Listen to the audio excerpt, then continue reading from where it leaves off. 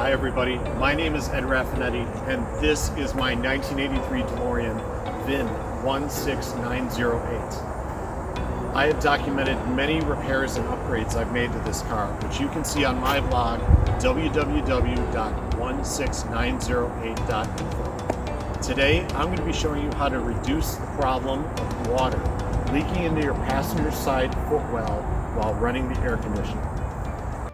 You may have heard about the issue of water leaking into the passenger side footwell while running the air conditioner. This happened to me driving home from DCS 2016. I was driving in some very hot and humid weather for a couple hours. My passenger side carpeting was soaked. I had to pull it all out, dump all the water out, and dry it out for a couple days. I wanted to prevent this from happening ever again because my carpeting is newer. I have new floor mats. I want to make sure this stuff stays nice and mold free. So I set out to make sure that this never happens again. So first, how does it happen? Well, fresh air is drawn in through an intake right under this cowl just below the windshield.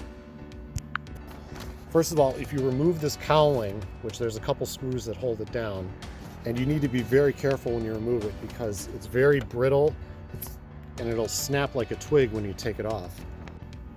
Here's what the intake looks like with the cowl removed. What you want to do is get a vacuum and vacuum any debris out of there, pine needles, leaves, acorns, dead bugs. You also want to get a damp rag and wipe it out. What you need to do is put a screen material over it and a couple dabs of RTV or glue. That will keep all the debris, leaves, and other stuff. You can see I've got one down there. All that stuff is going to stay out of your air conditioning ventilation. Okay, just to compare, I've got my 1992 C4 Corvette here. And you'll see right under the windshield, there's an intake that it has some screen on it. This is a picture of a DeLorean Evaporator, and you can see that debris got into the intake. It is now disrupting airflow. This stuff probably smells. You definitely need a mesh or screen over that intake. I'm using this photo without permission, but I'm giving photo credit with a URL below. This is a picture from the workshop manual. I've shown you where the fresh air intake is on the car. Now if the air conditioning is running, with the help of the fan, the air is going to pass through the very cold evaporator. If there is humidity in the air, that humidity is going to condense. The condensation, or water, is going to have to drain out of this evaporator casing. There's a drain that's built into it, and if it is by chance clogged up with debris, now we run into the problem of water leaking into the passenger side footwell. This is another picture from the workshop manual, and it's the outside view of the unit that houses the evaporator and heater core. Ventilation passes through here, and this will heat or cool the air. Unfortunately, this unit has insulation which can deteriorate and break off over time, clogging the drain. To access and service this unit, I'm told it takes a minimum of 8 hours to get out. It's tucked up underneath the dash, and you need to remove the dash and the center stack to get to it. You also need to properly evacuate the AC system if you want to remove it. On the right side, you'll see the blower motor, which you can remove, and you can somewhat access the inside of it, but you can't really clean out the whole thing just on one side of it.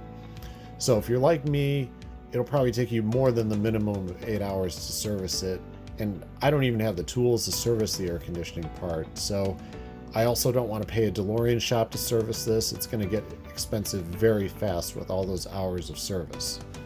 So these are a few more reasons why you need to screen your air intake and install a better flowing drain. This is a 1981 DeLorean, and in the passenger side wheel well is where you would find the drain, but on this car, the drain is not here at all. It became disconnected and it's lost. It's gone. This is another car that's a 1983 model. You can see the drain hose right here, and the water will spill right onto your frame and start the rust process. These hoses will become disconnected, and once they're disconnected, good luck getting it reconnected. There is no room to get your hand back here.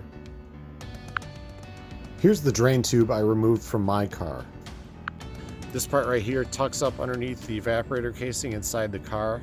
It passes through a hole in the underbody and kind of drains out in behind the AC dryer back there.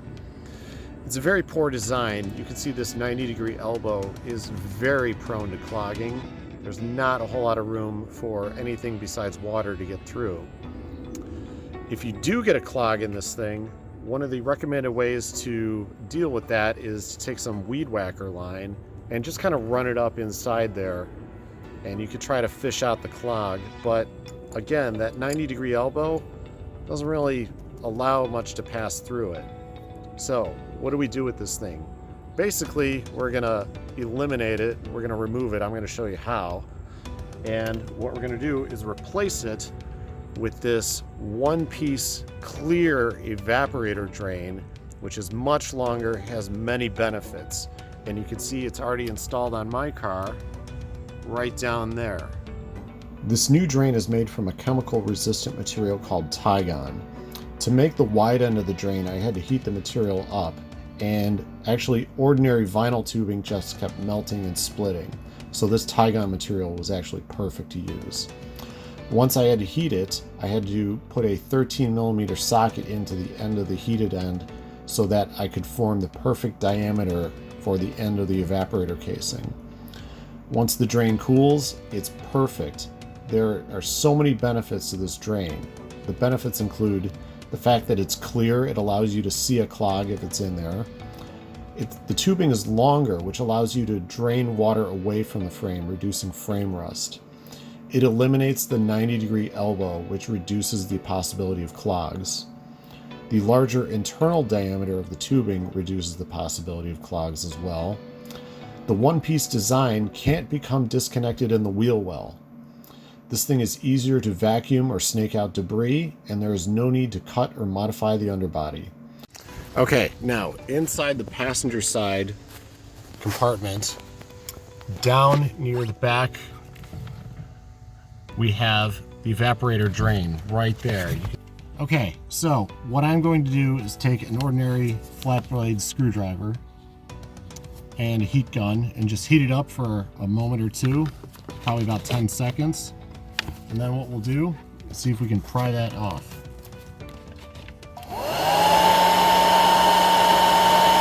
It only took a moment or two, and I've been able to, with the flat blade screwdriver, remove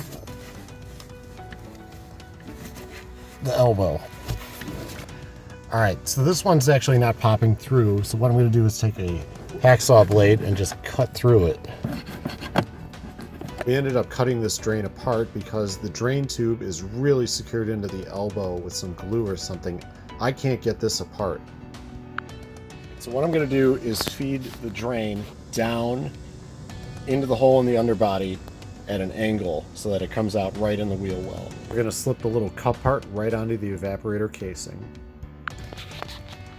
All right, so what I'm doing is I've got the evaporator drain on a little bit of an angle, and I'm just slowly feeding it in so that it's coming out into the wheel well. And you can see that it's slowly moving its way in.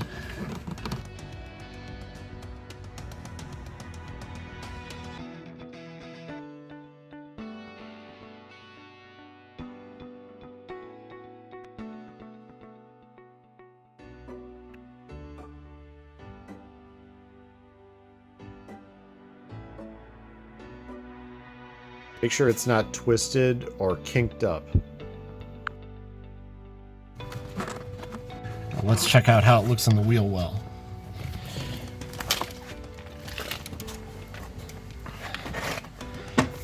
There it is, right down there at the bottom. I'm just going to pull it through.